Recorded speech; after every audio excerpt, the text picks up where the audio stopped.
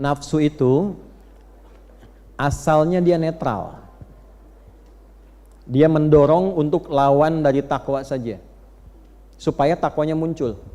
Misal, memang unsur-unsurnya negatif semua. Marah, nafsu. Iri, nafsu. Dendam, nafsu. Sombong, dusta, nafsu. Itu ada di nafsu semua. Lawannya itu takwa.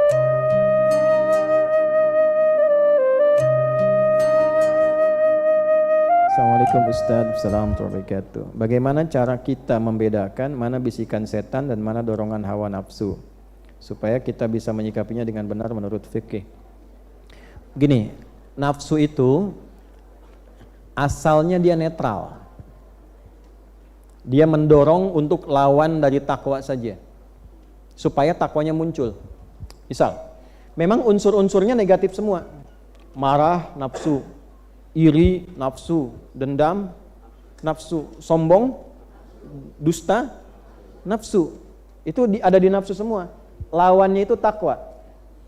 Lawannya apa? Takwa. Nah, di takwa itu lawan dari semua sifat yang tidak baik tadi. Misalnya di sini ada dusta, di sini ada jujur. Di sini ada sombong, di sini ada rendah hati. Nah, rendah hati itu bagian dari sifat takwa yang baik. Di sini ada sabar di takwa, di sini ada amarah di nafsu. Nah, nafsu itu diciptakan agar sifat-sifat itu bisa memunculkan sifat-sifat takwa. Kalau bahasa kerennya jadi katalis, menstimulus takwa supaya keluar. Misal, amarah kenapa diciptakan di nafsu? Bukan ingin membuat bapak jadi pemarah, bukan. Supaya sabarnya keluar. Sebab kalau tidak ada amarah, nggak mungkin orang sabar. Ibu kalau mau cek ya, gini, nanti suami pulang ke rumah, nggak ada angin, nggak ada hujan, nggak ada petir, nggak ada apa-apa, ibu bilang, "Papa sabar ya, Pak, sabar." Kira-kira suami ibu bilang apa? Nah, mama sehat, gitu kan? Ya kan? Kan mesti ada pemicunya dulu kan? Amarah itu diciptakan supaya sabarnya muncul. Jadi ketika suami tiba-tiba marah, sebetulnya Allah bukan ingin menjadikan suami pemarah, bukan Bu. Supaya kesabaran pada ibu muncul. Kenapa harus muncul sekarang? Karena di depan ada masalah lagi yang muncul, butuh kesabaran yang ekstra yang sekarang sedang dinaikkan itu. Kalau dia nggak naik, rumah tangga ibu bisa repot di depan. Makanya dinaikkan dulu supaya kita siap menjemput ujian yang selanjutnya akan datang. Kenapa ujian itu akan datang? Karena doa ibu sendiri. Doa harapan kita itu, tanda dijawabnya oleh Allah, datangnya ujian. Ujian itu jembatan menuju jawaban. Ya Allah, aku ingin lulus ya Allah dalam kuliah ini. Bagaimana cara lulusnya? Ujian. Kan nggak mungkin, nggak ikut sekolah tiba-tiba wisuda dapat ijazah misalnya, kan mustahil. Jangan dipotong ya, awas nih.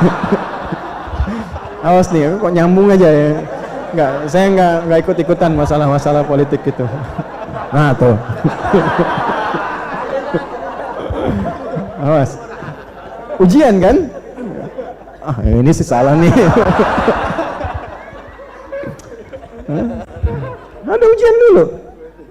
Jadi dunia juga begitu. Kita dari SD mau ke SMP, lewati apa? Nah, sekarang Anda berdoa, ya Allah anugerahkan saya kepintaran. Apa tiba-tiba langsung pintar? Kan belajar dulu. Ya kan? Belajar butuh pengorbanan kan? Cari buku, belajar pakai guru dan sebagainya, baru jadi. Nah, kadang-kadang kita minta, ya Allah anugerahkan aku rizki yang membuat aku lebih mudah ibadah kepadamu. Pengen mobil, apa langsung mobil datang? Kan tidak kan? Ikhtiar dulu kan? Walaupun ketika Anda ikhtiarnya, bisa Anda dengan berkhidmat ke masjid, lagi beres-beres. Bapak rajin sekali, saya amati sudah sepekan ada di masjid terus di sini, beres-beres. Rumah di mana? Saya di Tegal, Pak. Beres-beresnya di Tanah Kusir. Kesini pakai apa? Ya seadanya aja jalan. Ya udah, biar Bapak gampang, besok saya kasih mobil ya. Bisa jadi. Bisa terjadi begitu. Ya. Saya waktu satu kali ngajar di Bekasi, malamnya mimpi pegang setir mobil. Saya berangkat biasanya pakai motor. Nah, sama yang asistennya kawan, kan tinggal di pavilion di rumah itu waktu itu. Pagi subuh begitu mau berangkat saya bilang, "Mas sini," saya nggak sebut nama. "Sini, tolong antar saya ke masjid. Tapi kalau pulang nanti jangan banyak tanya. Pokoknya pulang aja." Nah, beliau biasa bawa mobil kan, antar pakai motor. Setelah kajian ada jamaah yang ngajak ke rumah, Ustadz mampir sebentar. Ngobrol udah. Ustadz gimana dakwah macam-macam. Nah Ustadz mohon maaf di depan itu mobilnya Ustadz. Oh mobil saya. Oh iya mohon maaf walaupun tidak baru mungkin bisa memudahkan Ustadz untuk transportasi ke tanah sini. Cuma saya mau tanya, Ustadz bisa bawa mobil tidak? Saya bilang saya tidak Pak, tapi ini bisa. Jadi akhirnya pulang pakai mobil, motor disimpan. Saya bilang sama yang bawa, diam aja gitu. Sampai akhirnya mobil itu karena banyak orang pengen ngaji, pengen apa, karena bilang beliaunya, Ustadz kalau memang nggak cocok dijual nggak apa-apa, kalau perlu sama saya juga nggak apa-apa, jual lagi. Akhirnya saya jual, dibikinkinlah kemudian tempat untuk belajar, saya sewa ruko, didirikanlah Quantum Ahyar Institute di bulan Agustus tahun 2013. Di situ digantikan. Nah untuk supaya orang ngaji ada yang belajar bahasa Arab di situ, ya hampir tiap malam pada maghrib dulu datang belajar. Ada yang dari macam-macam, ada yang tukang cukur, ada yang dari perusahaan macam, masih ngaji dulu. Dari situ tiba-tiba Allah pertemukan lagi ngajar, ada adik di pesantren yang dulu saya dampingi, udah lama ketemu 11 tahun. Nah, di mana sekarang? Saya ngajar begini, senang beliau. Nah, tiba-tiba yang tadi itu diganti lagi dengan mobil yang baru lagi. Nah, baru sudah ada, sudah kemudian dari situ, alhamdulillah dapat tempat, nah, itu dikasihkan lagi begitu, yang pakai lagi. Tempatnya kemudian dikembangkan lagi, lalu jadi tempat, setelah jadi tempat kita wakafkan. Itulah hidup kami seperti itu. Tuh, jadi ya alhamdulillah, jadi menikmati apa yang Allah anugerahkan, tapi sewajarnya saja. Ya, jadi kalau ada yang katakan, Ustadz orang kaya, oh Anda salah, saya kaya banget karena saya punya Allah. Enggak, saya punya Allah. Itu inti, kalau sudah merasa punya Allah itu ringan hidupnya. Kaya banget. Ya, karena punya Allah. Bukan berarti punya, tidak, kan? Apa umroh gini kadang nggak ada uangnya, nggak ada Pak. Tapi hati kita kan yang tunjukkan. Kalau udah berikan sudah. Tapi pas mau berangkat ada. Ya, tapi tidak semua hati begitu. Ada yang juga pengen diberangkatin nggak dikasih. Ada yang pura-pura nulis gini pengen dikasih nggak dikasih gitu. Ya, memang kan kan nggak begitu juga semua jalan. Nah itulah nafsu. Jadi kalau nafsu itu cenderungnya biasa saja, dia kerjanya seperti itu normal. Tidak ada bisikan yang harus kriminal, asalnya nggak kriminal, cuman mengkatalis saja supaya ini naik yang baiknya. Kadang-kadang ada yang biologis, pengen makan, mau lewat nih ada somai depan, mau masuk belajar, mau beli, Ustadz datang, nanti aja bang, gitu kan? Begitu selesai lihat lagi udah habis somainya. Nah pulang ke rumah kepikiran, sampai kepikiran mau tidur, sampai mimpi ketemu somai. Nah itu nafsu. Kalau setan tidak. Kalau setan bagaimana caranya dia maksiat. Itu tugasnya. Makanya disebut syaitan dari kata syatona yang menjauhkan orang dari kebaikan. Setan itu tipikalnya yang penting maksiat. Gimana caranya maksiat? Kalau nafsu ingin aja, ingin gitu. Kalau setan gimana caranya maksiat? Wah, sepatu bagus nih. Pengen sekali punya yang seperti itu. Datang setan. Kapan? Kapan lagi ada kesempatan begini katanya kan?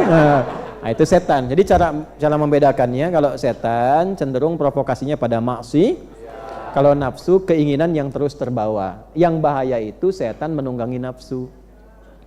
Ya, makanya kadang-kadang dalam bab tertentu dilarang kita berpenampilan atau menampakkan sesuatu yang menghadirkan dorongan nafsu supaya tidak ditunggangi setan. Kenapa ada batasan untuk perempuan menggunakan pakaian tertentu? Supaya di lawan jenisnya tidak aktif nafsunya sehingga setan menunggangi. Kalau aktif terus-terusan diikutin, dilihat, nanti datang setan. Lama-lama maksiat terjadi. Ya, demikian dalam kehidupan juga ya. Jadi kenapa kita ibadah? Salah satunya mengendalikan apa? Nafsu. Makanya di Quran, di hadis ada belajar makan secukupnya, tahu fungsinya. Kalau takwa kebutuhan, nafsu keinginan. Ya, misal apa fungsinya minum? Kebutuhannya apa? Menghilangkan haus. Nah, nafsu memberikan warna dalam minuman itu. Pengennya apa? Oh, saya udah lama minum air bening, pengennya susu aja, ya kan? Nah, itu nafsu namanya. Jelas? Nanti mama besok kita makan apa? Nasi uduk Pak, gitu. Ya baik, kita berangkat nanti ya. Yang di mana? Yang di Paris. Ya benar? Itu nafsu. Nah, padahal kebun sirih juga ada misalnya kan. Nah, Malam-malam tiba-tiba tinggal di Bekasi, pengennya nasi uduk kebon sirih, padahal nasi uduk banyak di sampingnya. Paksain, nggak pengen berangkat ke sana, itu nafsu. Berangkat macet, nyampe ke sana habis, kan?